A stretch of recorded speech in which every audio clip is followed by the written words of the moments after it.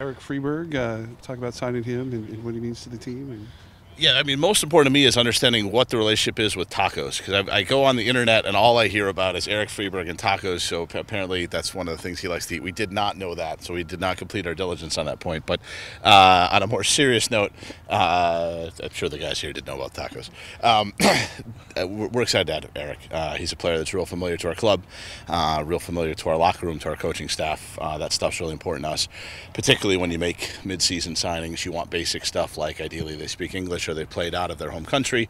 Erik is much more than that. He's actually played on our team, and I think is a guy that's really excited to be here, and will be, I think, an important guy in our locker room as well as on the field, where he can play all four midfield positions, and really gives us something that really makes our team better. Any thoughts on? It's been said by some of the followers that why is it the reason that you guys bring another midfielder when there's kind of a deeper position into the understanding with Christian, and you guys just brought Tomas in. Any reason why another midfielder is being brought to the team? We felt like we wanted some more numbers in that position. I mean, we had guys over this last stretch of games, really get run down, that we had to play over and over and over again in the midfield. And obviously we've had some injuries there. But we have some older players in those spots as well. You have a mix of old and guys like Pineda and younger guys, and we felt like we wanted a little bit more experience. And to your point, we felt like we didn't want to lock them into one position or another, because we did have guys that we thought had performed well at those spots. Papa, Pineda, Alonso, at times Rose, Roldan, different guys. And so having a guy who's flexible like Friberg, who can play a number of spots, really helps us now. We can bring him into the group. We can bring him into that. Thomas is a little bit more specialized. Probably best position for as a young guy as a left winger. So we brought in a specialist, who probably is specifically attacking, and we brought in a generalist in Friberg who can play a lot of spots. And we really think the group as a whole is going to be better. And it's not just now. And we've just gotten through this run where we're playing twice a week, and honestly got really beat the heck. And we're going to head into August, where we're going to play twice a week, go virtually every week if you count Champions League. We have 3 Champions League games now in August, along with the group schedule. So we need bodies. We need bodies in the engine room. Those are the guys that do all the running in our system, all 4 of those midfielders. And we're going to need a lot of guys to be able to handle that stretch in August. Are you guys full up with roster spots now and international spots also? We Pineda and Papa got their green cards in the last week or so. Okay. So that freed up 2 international spots.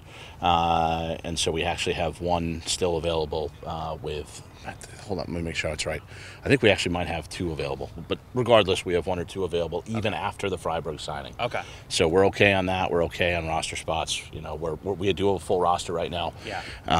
But we have mechanisms where we can free some stuff up if we need to. We have allocation money still remaining from the Yedlin sale. So we can do something if we have it, if we decide to do it. Reports coming out that maybe MLS is thinking about adding essentially what would be a 4th DP with a core player spot. Have you guys heard anything like that from the league, and does that change your guys' outset for this window now? We have a phone call tomorrow. They're going to tell us all about the new rule. So I don't know, but hopefully I'll find out. And look, it's been hinted to us that there might be some other options and stuff out there. Again, we're going to look at it in terms of how we think our team is going to play when we have our entire team together. And if it makes sense to add a player in that context, we will. If we think it's going to be disruptive, we won't. And again, I know there's a lot of anxiety right now along with short-term results around the team. But again, if you have, 8 figures of money off the field, $10 million of spending off the field out of 12 or 13, it's tough. It's tough, and you got to take your lumps sometime. But you also, in my job, have to take the long view, and you have to be patient, and you have to evaluate everything in terms of what does our team look like. And our team, when it was together, was in first place, on top of the entire league. And so we've had some negative results when we haven't had our team. We've had a pretty perfect storm of missing all of our DPs at the same time, having key injuries on top of that. And it's going to get worse, by the way, before it gets better, because now Papa's gone and Evans is gone. So we have to show character now. We have to show character. We have to show an ability to fight through adversity. But this whole situation is a means of growing. We have young players. We talked about young players having opportunities in the midfield. Those guys are going to have more opportunities now. And if we can figure out how to score goals without Clint and Ova, that's going to make us a better team. And if we can learn how to possess the ball better and defend better as a group, when we don't have the full firepower, because that's what we have to do to win games, that's going to make us stronger as a group.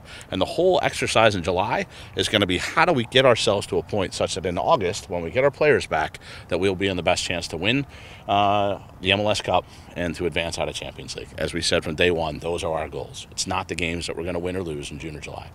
All right, this phone calls it with all the league front offices? Yes, okay. yes. It's a league-wide call tomorrow.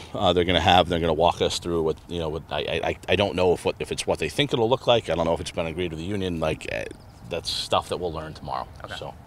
A former player from the Sounders, Mario Martinez, had said that he would love to come back to Seattle. That being said, with those two spots up and with this Gold Cup coming up, there's some interesting players that might be in the reach of Seattle. Is that something you'll be looking at?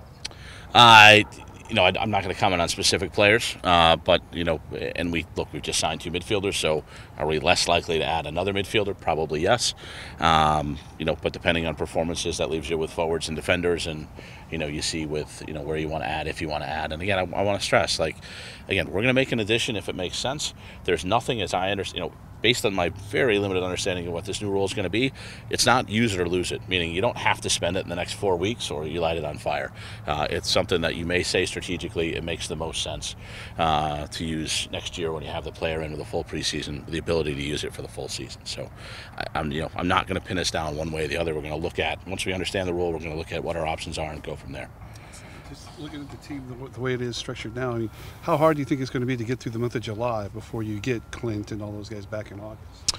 It's going to be a challenge, but again, it's opportunity. I mean, with every it's a cliche, right? But with every crisis, there's an opportunity, and there's a real opportunity for some of our young players right now.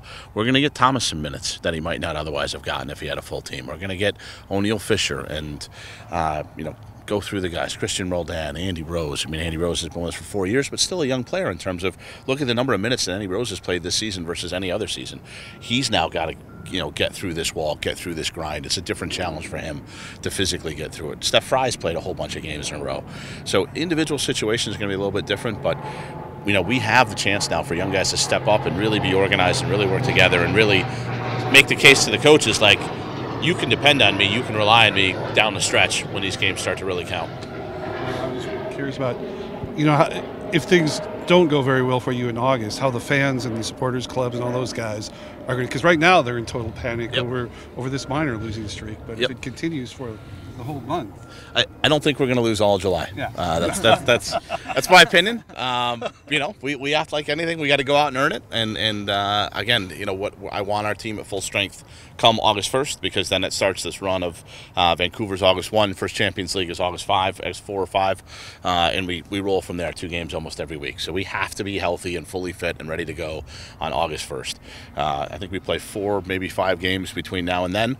We're going to do our best. I think individually, when you look at some of those games, you might have a better chance. Certainly we are healthier today than we were when we played Portland 2 days ago. So you guys saw the guys who trained today. So we're going to make progress gradually, but we're also going to do it intelligently, and we're not going to rush guys back. And we're going to do it with trying to have as strong a team as we can on August 1st. You've always touched on Champions League being important. Now the dates are out, 2 back-to-back with Vancouver from regular season Champions League. Just thoughts on the schedule? Well, once we meet them in the playoffs, we'll play them 7 times. So, I mean, inevitably they're going to be back-to-back at some point. So I suppose you could look at it and say we have 3 playoff series with Vancouver now, because I think they're all lined up home and away very neatly as well. So, it's the toughest Champions League group that I've ever seen. Arguably the 2 best teams in the West in MLS, and arguably the best team in Central America. So, it is what it is. You're going to have to bring everything to try to get out of that group. And then how crucial were the signings recently? I mean, Andy and also maybe Friberg with all the guys out for Gold Cup and injuries as well. You kind of touched on it already, but what can they do for the club? With young players, it's like Andy and Thomas, the goal is long-term. So they're going to get some short-term minutes, but their career trajectory is not going to be decided in the next month. Can they make contributions? Can they establish that they're available to be a really good option for us off the bench when we get our full team? That's what we're going for. That's what we're evaluating. Friberg's obviously a different animal. He's a guy that started, I think, 23 of 28 games when he was here his first time, and since then he's played in Serie A, and he's played in the Europa League, and he's played, in 3 different leagues in Europe. I think he's going to come in and hit the ground running. He hasn't played since the end of May, which is when his Danish season ended. So there might be a little bit of fitness adjustment. I bet it wasn't this hot there. But beyond that, he's a guy that I do think can fit in and play right away. the other guys are going to be more of a work in progress, coming from different cultures, different feelings. And look, that's one of the reasons we added Erik, was because we believed that he could play pretty quickly once we got him in.